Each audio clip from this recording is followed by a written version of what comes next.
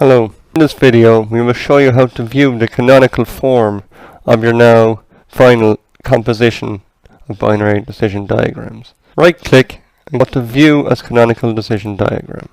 This is your final classifier reduced to canonical form. So essentially this is a single representation of all these connected BDDs.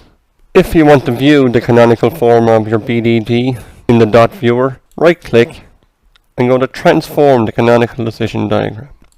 On the right hand side you'll have a new folder with the My Email Classification Service.dd, and now you can view your canonical decision diagram in the dot viewer, and you can then determine whether your classifier is optimal and perhaps return to the composition and alter where required. Generate the code, we always return to the .comp file, so the composition. Here we still go to graph model and generate code.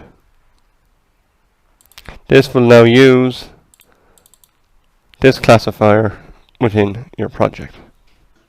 Thank you.